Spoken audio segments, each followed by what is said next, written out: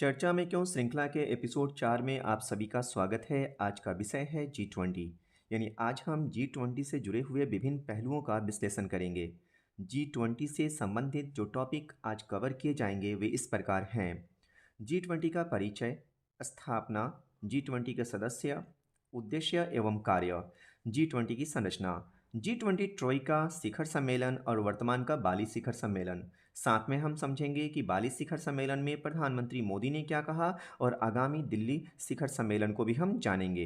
अभिवादन स्वीकार करें एम.एच. रब्बानी का विद्या दृष्टि के इस मंच पर। इस टॉपिक पर आने से पहले हम समझते हैं कि ये विषय चर्चा में क्यों है। हाल ही में 15 से 16 नवंबर 2022 के बीच इंडोनेशिया के बाली में G20 का 17वां शिखर सम्मेलन संपन्न हुआ है और इस सम्मेलन में आगामी अध्यक्ष के रूप में भारत को अध्यक्षता सौंपी गई है। इसलिए ये विषय जो है चर्चा में है और किसी भी प्रतियोगी परीक्षा के लिहाज से ये काफ़ी महत्वपूर्ण हो गया है और इससे प्रश्न आने की संभावना बढ़ गई है।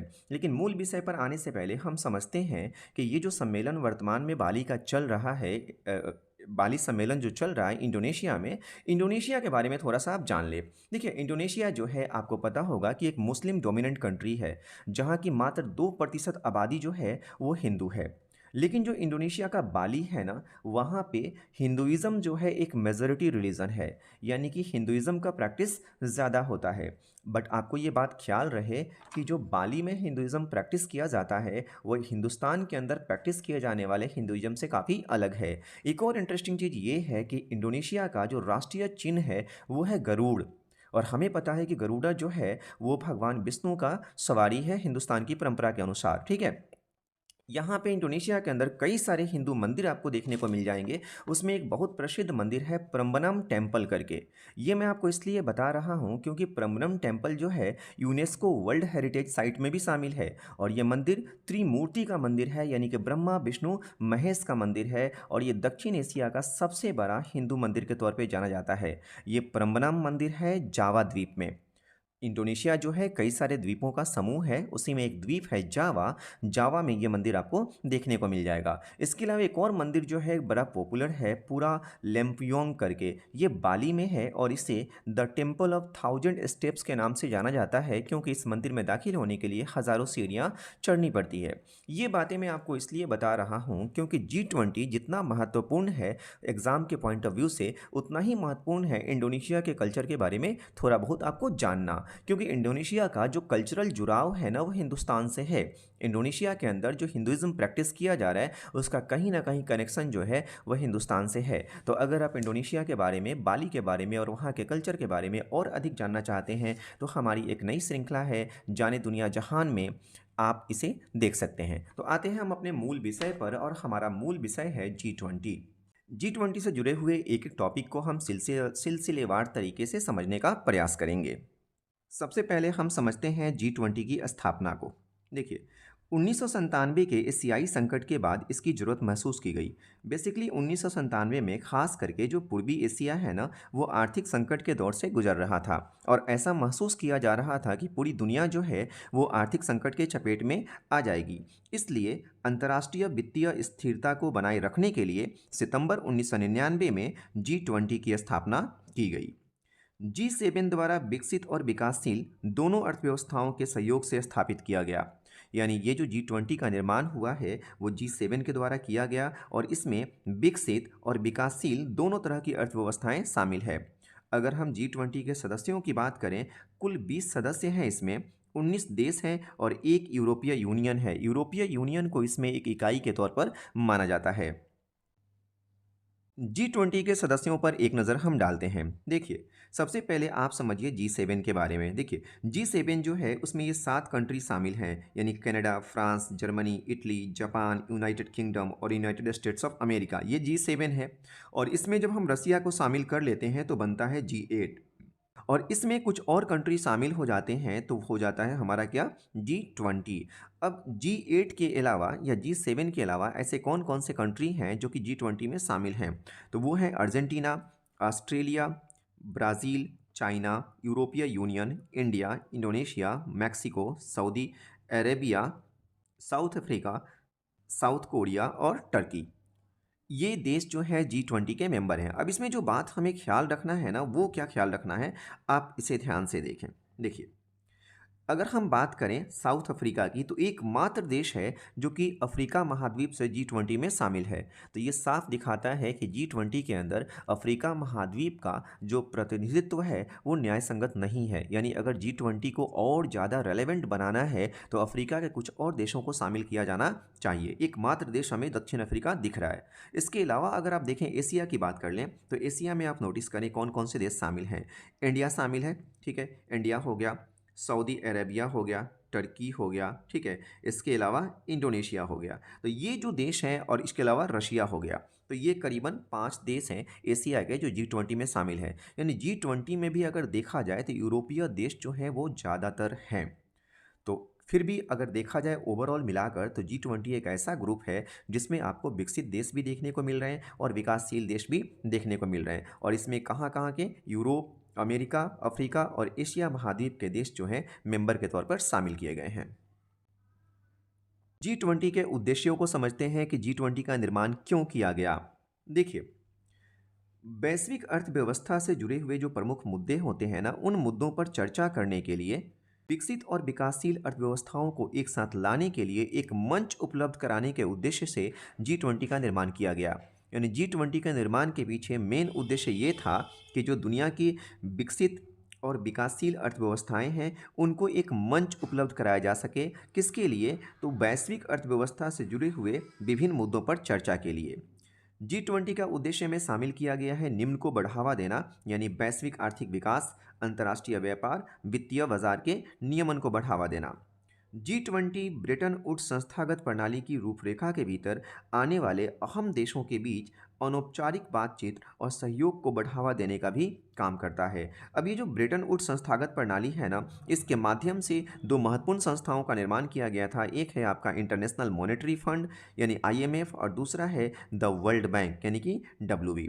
तो G20 के उद्देश्यों की बात करें तो इसका मूल उद्देश्य है एक ऐसा मंच उपलब्ध कराना जिस मंच पर विकसित और विकासशील अर्थव्यवस्थाएं एक साथ आएं और दुनिया से जुड़ी हुई विभिन्न अर्थव्यवस्था से जुड़ी हुई जो मुद्दे हैं उन मुद्दों पर चर्चा कर सकें और दुनिया में आर्थिक विकास को, अंतर्राष्ट्रीय व्यापार को बढ़ावा दिया जा सके।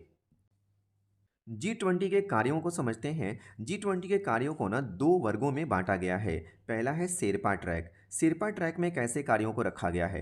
राजनीतिक जुड़ाव, भ्रष्टाचार का विरोध, विकास, ऊर्जा जैसे व्यापक मुद्दों पर ध्यान केंद्रित करना जो है वो शेरपा ट्रैक में शामिल किया गया है। दूसरा है वित्त ट्रैक। G20 समूह के जो वित्त मंत्री हैं, ठीक है, केंद्रीय बैंक के जो गवर्नर हैं या फिर उनके प्रतिनिधियों के साथ बैठकों में वित्तीय विनियमन, राजकोषीय मुद्दे पर ध्यान केंद्रित करना। तो कुल मिलाजुला के आपने क्या समझा कि जो G20 का कार्य है, एक शेरपा ट्रैक है और दूसरा वित्त ट्रैक है। शेरपा ट्रैक में जो है राजनीतिक जुड़ाव पर बात होती है, भ्रष्टाचार के विरोध को लेकर, विकास को लेकर, ऊर्जा जैसे मुद्दों पर बात की जाती है। और जो वित्त ट्रैक है उसमें वित्तीय विनियमन, राजकोषीय मुद्दे पर ध्यान ज़्यादा केंद्रित किया जाता है। इसके अलावा कुछ आधिकारिक एंगेजमेंट ग्रुप्स हैं जिनके साथ विभिन्न सामाजिक मुद्दों पर G20 जो है वो कार्य करता है, और वो हैं जैसे सिविल 20 है, business 20, labour 20, women 20, youth 20, urban 20, think 20 और साइंस 20। तो G20 के कार्यों को मुख्यतः दो हिस्सों में बांटा गया है, शेरपा ट्रैक और वित्त ट्रैक। G20 की संरचना को देखें तो G20 में टोटल 20 सदस्य हैं जिसमें से 19 देश हैं और एक यूरोपीय यूनियन है। ख्याल रहे G20 का कोई अस्थायी सचिवालय या मुख्यालय नहीं है। इसके बैठक हर साल किए जाते हैं और G20 का जो सम्मेलन होता है उस सम्मेलन में कौन कौन से शामिल होते हैं, कौन कौन भाग लेते हैं। तो इनमें जो सदस्य देश हैं ना G20 के, उन सदस्य देशों के प्रमुख शामिल होंगे। इसके अलावा उनके वित्त मंत्री और सेंट्रल बैंक के गवर्नर्स इन बैठकों में शामिल होते हैं। जहाँ तक रही बात अध्यक्ष पद की, तो अध्यक्ष पद जो है ना वो सदस्य देशों के बीच में रोटेट किया जाता है। वर्तमान का अध्यक्ष जो है इंडोनेशिया है 2022 में, और वर्तमान में जो बाली सम्मेलन है वो इंडोनेशिया के बाली में चल रहा है। 15 से 16 नवंबर 2022 के बीच में हाल फिलहाल में ये संपन्न हुआ है। अगला जो अध्यक्ष है वो होगा भारत, और भारत की जो अध्यक्षता है वो 1 दिसंबर 2022 से लेकर 30 नवंबर 2023 के बीच रहने वाली है। G20 ट्रोइका की बात करें तो सबसे पहले हम समझते हैं कि ट्रोइका का अर्थ क्या होता है। ट्रोइका काफ़ी इंपॉर्टेंट है एग्जाम के पॉइंट ऑफ व्यू से, आप इसे ज़रूर ख्याल रखें। G20 के भीतर जो शीर्ष देश होते हैं ना, उनके समूह को हम ट्रोइका कहते हैं। अब इन शीर्ष देशों में किनको शामिल किया जा रहा है, तो देखिए, जो वर्तमान का अध्यक्ष है वो, जो पिछला अध्यक्ष था वो, और आगामी जो अध्यक्ष होने वाला है वो, यानी पास्ट का अध्यक्ष, प्रेजेंट का अध्यक्ष और फ्यूचर का अध्यक्ष, इन तीनों को मिलाकर एक समूह बनता है और उसी समूह को हम कहते हैं ट्रोइका। अगर हम वर्तमान ट्रोइका की बात करें तो देखिए, 2021 में G20 की अध्यक्षता इटली ने करी थी, और 2022 में हाल फिलहाल में अध्यक्षता कौन कर रहा है, इंडोनेशिया कर रहा है, और आगामी अध्यक्ष बनने वाला है इंडिया। तो इटली हो गया क्या, पास्ट का अध्यक्ष, इंडोनेशिया प्रेजेंट का, और इंडिया फ्यूचर का, यानी कि आज का अध्यक्ष, पिछला अध्यक्ष और आगामी अध्यक्ष, इन तीनों को मिलाकर एक समूह बनता है और उसी समूह को हम कहते हैं ट्रोइका। और ये तीनों जो हैं मिलकर फैसले लिया करते हैं। आगामी अगर हम ट्रोइका की बात कर लें तो आगामी ट्रोइका जो होने वाली है भारत की अध्यक्षता में, उसमें इंडोनेशिया, इंडिया और ब्राज़ील शामिल, यानी इंडोनेशिया 2022 का अध्यक्ष, इंडिया 2023 का, और ब्राज़ील यानी भारत के बाद जो अध्यक्षता मिलने वाली है वो किसको मिलने वाली है, ब्राज़ील को मिलने वाली है। अब यहाँ पे एक बात बहुत इंपॉर्टेंट है जो आप ज़रूर ख्याल रखें, ये पहली बार ऐसा हो रहा है कि जो ट्रोइका है ना, उसमें तीनों विकासशील देश शामिल हो रहे हैं। तीनों विकासशील देश, इंडोनेशिया की बात कर लें, इंडिया की बात कर लें, ब्राज़ील की बात कर लें, ये तीनों के तीनों देश जो हैं विकासशील देशों की कैटेगरी में आते हैं। तो पहली बार हो रहा है कि ट्रोइका में तीनों के तीनों विकासशील देश शामिल हो रहे हैं। G20 शिखर सम्मेलनों की बात कर लेते हैं तो देखिए, G20 की स्थापना तो 1999 में कर दी गई थी, लेकिन शिखर सम्मेलनों की शुरुआत काफ़ी बाद में हुई। राष्ट्राध्यक्षों और सरकार के प्रमुखों की भागीदारी से ये शिखर सम्मेलन होते हैं और इनकी शुरुआत की गई थी 2008 वाशिंगटन में। वर्तमान का जो सम्मेलन है वो 17वां सम्मेलन है। 15 से 16 नवंबर 2022 के बीच में ये सम्मेलन चल रहा है इंडोनेशिया के बाली में। G20 शिखर सम्मेलन 2022 की बात कर लें या हम इसे कहें बाली शिखर सम्मेलन, ठीक है, क्योंकि ये बाली में हो रहा है। ये 17वां सम्मेलन है, इंडोनेशिया के बाली में हो रहा है। थीम क्या है, थीम जरूर आप याद रखें, थीम है रिकवर टुगेदर रिकवर स्ट्रॉन्गर। ऐसा थीम क्यों रखा गया, क्योंकि आप समझ सकते हैं कि हाल फिलहाल में ही पूरी दुनिया जो है वो एक पैंडेमिक के चपेट में आई थी, कोरोना के चपेट में, और इसकी वजह से दुनिया के विभिन्न देशों की अर्थव्यवस्थाएं जो हैं वो तबाह बर्बाद हो गई। तो उस मतलब इस क्राइसिस से बाहर निकलना है, रिकवर करना है और एक साथ मिलकर होना है, इसलिए इसका थीम रखा गया रिकवर टुगेदर रिकवर स्ट्रॉन्गर। इस सम्मेलन में मुख्यतः 3 सेशन आयोजित किए गए। पहला सेशन जो है फूड और एनर्जी सिक्योरिटी को लेकर है। एनर्जी सिक्योरिटी जो है एक प्रमुख मुद्दा बना हुआ है, क्योंकि रूस यूक्रेन वॉर की वजह से जो एनर्जी सप्लाई है, ऊर्जा आपूर्ति या ईंधन आपूर्ति जो है वो बाधित हुई है। तो फूड एंड एनर्जी सिक्योरिटी पर एक सेशन हुआ। इसके अलावा डिजिटल ट्रांसफॉर्मेशन को लेकर यानी डिजिटल परिवर्तन को लेकर, और तीसरा और सबसे महत्वपूर्ण जो विषय है वो है ग्लोबल हेल्थ इंफ्रास्ट्रक्चर, वैश्विक स्वास्थ्य आधारभूत संरचना के बारे में भी एक सेशन रखा गया, क्योंकि हाल फिलहाल में हम जिस तरह के क्राइसिस से गुजरे हैं तो ये चर्चा का विषय बना हुआ है कि ऐसे क्राइसिस अगर भविष्य में आते हैं तो हमारे पास वैश्विक स्तर पे हेल्थ इंफ्रास्ट्रक्चर उस तरह का होना चाहिए कि हम इनका सामना कर सकें। तो आपने क्या समझा कि G20 का जो बाली सम्मेलन हो रहा है इसका थीम क्या है, तो इसका थीम है रिकवर टुगेदर रिकवर स्ट्रॉन्गर, और इसमें 3 सेशन आयोजित किए गए और उन सेशन के प्रमुख विषय क्या थे। तो पहला सेशन था भोजन एवं खाद्य सुरक्षा को लेकर, दूसरा है डिजिटल ट्रांसफॉर्मेशन को लेकर, और तीसरा है वैश्विक स्वास्थ्य से जुड़ी हुई आधारभूत संरचनाओं के विकास को लेकर। वर्तमान का जो G20 का शिखर सम्मेलन 2022 में हाल फिलहाल में संपन्न हुआ, या हम जिसे कहें बाली शिखर सम्मेलन की बात कर लें तो इसमें कौन कौन से मुद्दे जो हैं वो चर्चा में रहें। तो सबसे पहला मुद्दा है पर्यावरण अनुकूल जीवन शैली। पर्यावरण प्रदूषण जो है वो एक चुनौतीपूर्ण विषय बना हुआ है, तो चर्चा का ये विषय है कि कैसी जीवन शैली होनी चाहिए, ठीक है। दूसरा है समावेशी, न्याय संगत और सतत विकास। समावेशी का मतलब विकास की ऐसी प्रक्रिया जिसका लाभ सबको मिले। न्याय संगत का मतलब होता है कि संसाधनों का उचित बंटवारा, और सतत विकास का मतलब कि लगातार चलने वाली विकास की प्रक्रिया। आर्थिक अपराध के विरुद्ध लड़ाई की बात करी गई है। महिला सशक्तिकरण, शिक्षा, स्वास्थ्य, कृषि, वाणिज्य के क्षेत्र में डिजिटल और सार्वजनिक इंफ्रास्ट्रक्चर, तकनीकी विकास, इन सारे पहलुओं पर बात हुई है।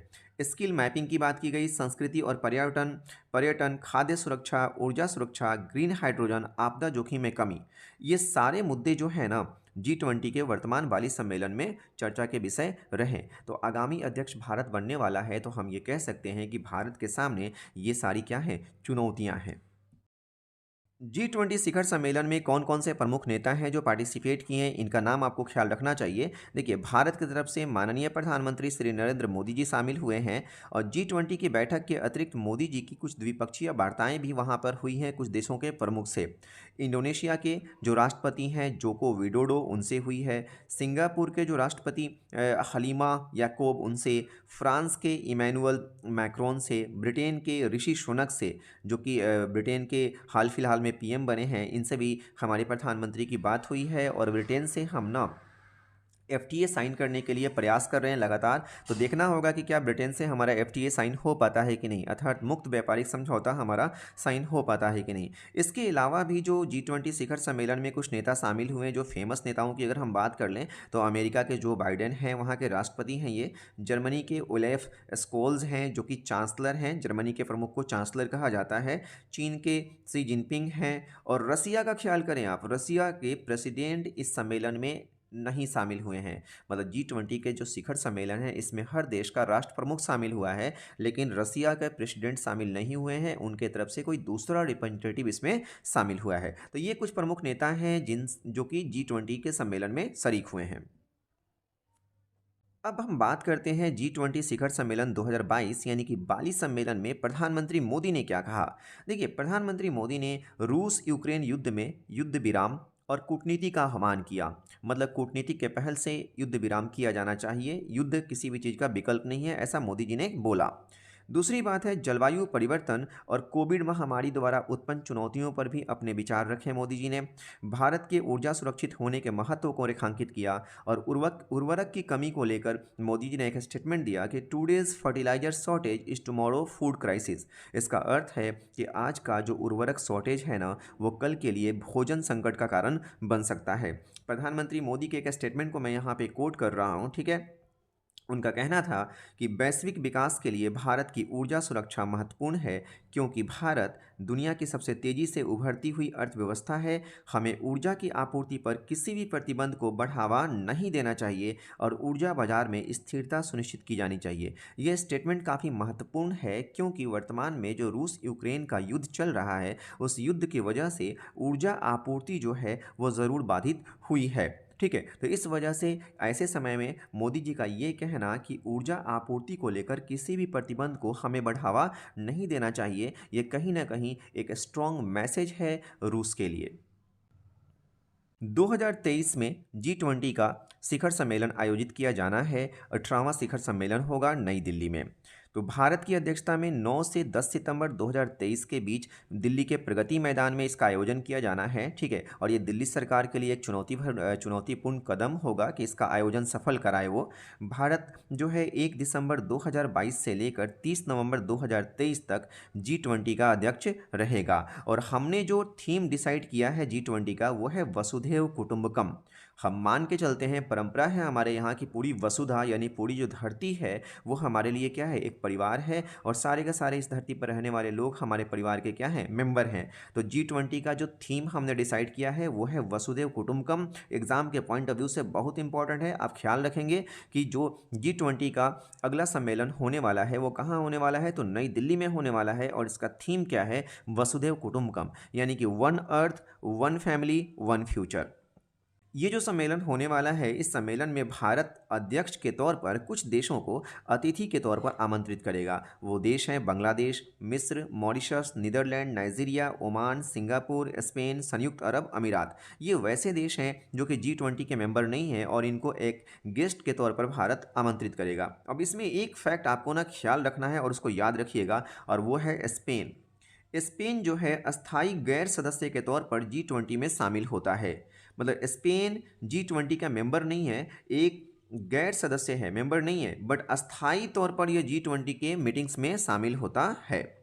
तो आज के इस एपिसोड में हमने G20 से जुड़े हुए विभिन्न पहलुओं को समझने का प्रयास किया। आशा करता हूं कि जो जानकारी आपको इस वीडियो के माध्यम से दी जा रही है वो आपके विभिन्न परीक्षाओं के लिहाज से काम आएंगे, परीक्षाओं में आपको हेल्प करेंगे। मिलते हैं हम इसी तरह किसी और अंतर्राष्ट्रीय या राष्ट्रीय घटनाक्रम के साथ।